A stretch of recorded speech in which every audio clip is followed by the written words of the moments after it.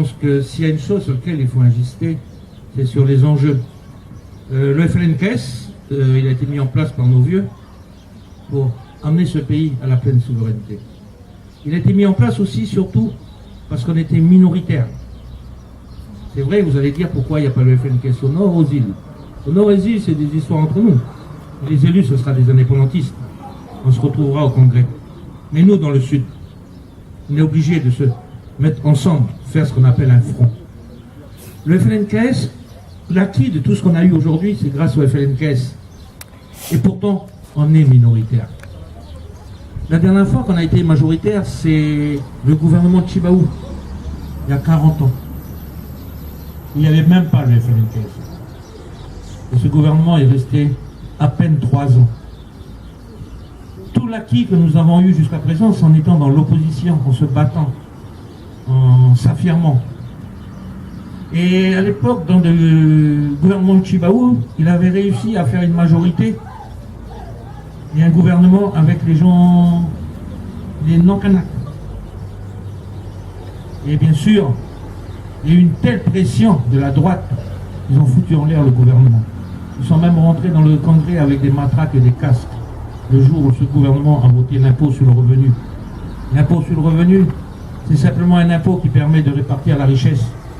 Ce pays est très riche. Arrêtez de croire que ce pays est très riche. C'est 300 milliards de richesses créées dans ce pays qui quittent le pays tous les ans. Alors comment ça se passe? Très rapidement, je vais faire très simple.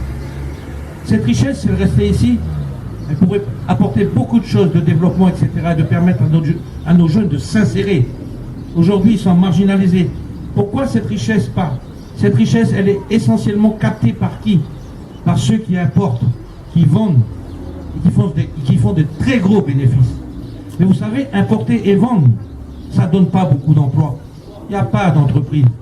Et les plus grandes parties de ces importations, c'est en termes d'alimentation, en termes dans les commerces, c'est aussi, voilà, toutes vos voitures. Vous savez que, je ne vais pas citer, parce que moi, je n'aime pas citer les gens pour pointer du doigt. Moi, je fais de la politique. Je ne suis pas là pour dénigrer les gens. Mais il y a une entreprise de véhicules à Nouméa, elle gagne 2 milliards par an. C'est 2 milliards. Il n'y a pas de service à côté, il n'y a pas d'investissement, mais il quitte la Calédonie. Et pour ne pas payer d'impôts, vous savez ce qu'il a fait 3 fois de suite? Il s'est revendu à lui-même la société pour avoir des charges. Il a emprunté à la banque pour se revendre à lui-même la société. Voilà c'est quoi. Quand vous payez vos voitures, vous avez vu les pièces maintenant, les pièces détachées, etc. Mais tout ça, ça ne crée pas de l'activité dans ce pays. Le FLNKS a fait la démonstration au nord, ce dont on était capable. À partir d'une usine, une mine plutôt, qui ne nous appartenait même pas, les SMSP, on a réussi à devenir d'abord le premier exportateur mondial de minerais. Et quand on est arrivé premier exportateur mondial de minerais, Raphaël Pigeot, il a dit, on ne peut plus continuer à prendre la terre et à exporter. Il faut le transformer et créer de la richesse. On a mis en place l'usine du Nord. On nous a dit, c'est pas possible, vous ne ferez jamais, etc., etc. Je passe les détails. On a mis en place l'usine du Nord, comme soi-disant on ne pourrait jamais mettre en place. Avec cette richesse, on est propriétaire d'une usine en Corée qui traite notre minerai qu'on ne peut pas traiter ici. Parce qu'ici, on traite le minerai riche, et il y a des usines spécialisées pour le minerai pauvre.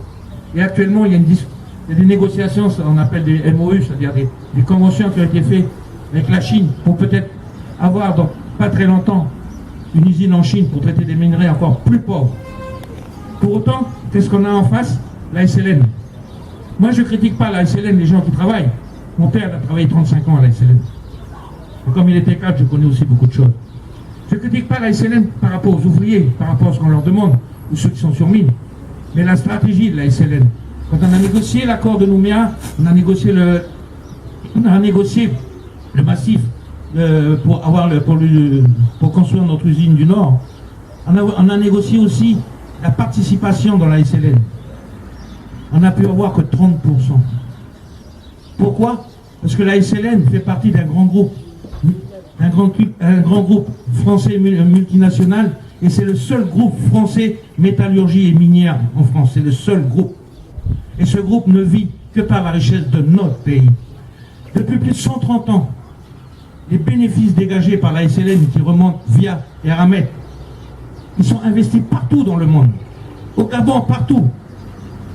Et au moment de la discussion, ce qui nous a bloqués, pourquoi ils ne voulaient pas lâcher plus que 30%, c'est justement par rapport aux intérêts d'Eramet au Gabon. Ce n'est pas les intérêts de la Calédonie. Dernièrement, ça c'est récent, en 2013-2014, la SLN a fait d'énormes bénéfices, plus de 100 milliards. Ces 100 milliards, vous savez ce qu'ils ont fait? Ils se sont distribués entre eux. Ils n'ont pas investi en Calédonie. Mais une partie de ces 100 milliards, 47 milliards exactement, 47. Vous savez ce qu'ils ont fait avec ça?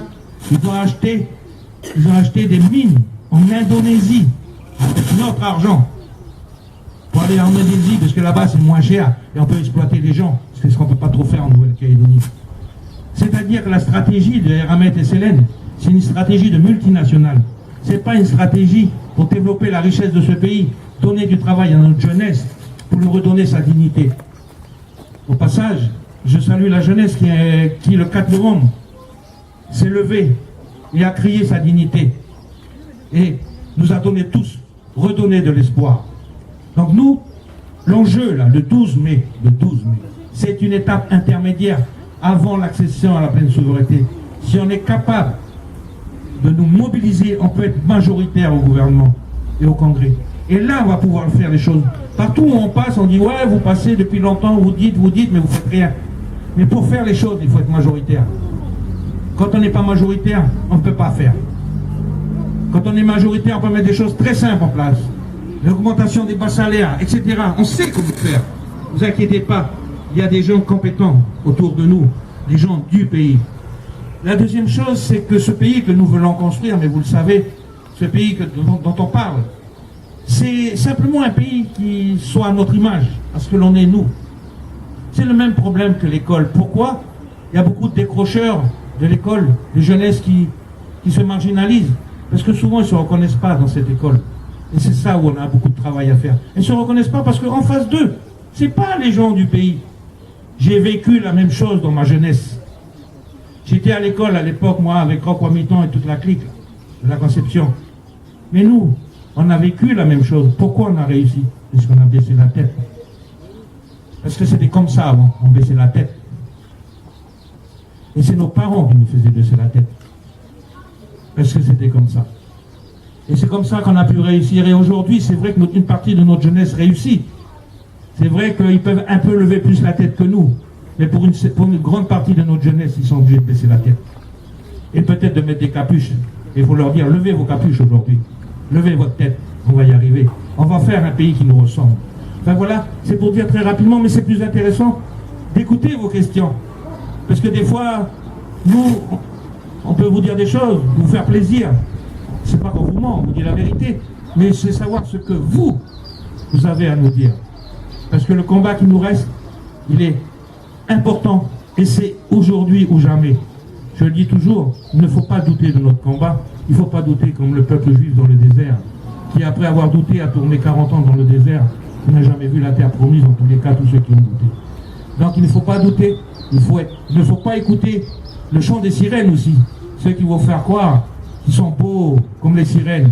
Hein, les sirènes, ce sont des monstres marins, et qui ont pour objectif de se faire sombrer les navires au fond des océans.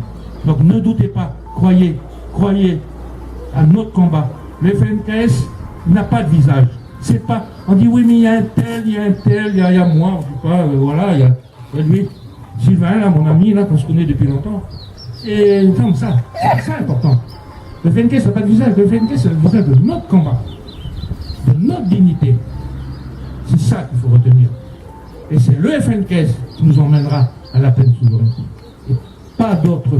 Et si demain on est majoritaire au Congrès, ça sera grâce à nous dans le Sud, contrairement à ce qu'on croit. C'est nous dans le Sud qui apporterons la différence. Donc c'est le FLNKS qui apportera cette majorité. Si demain, ensemble, nous allons voter FLNKS le 12 mai. Merci.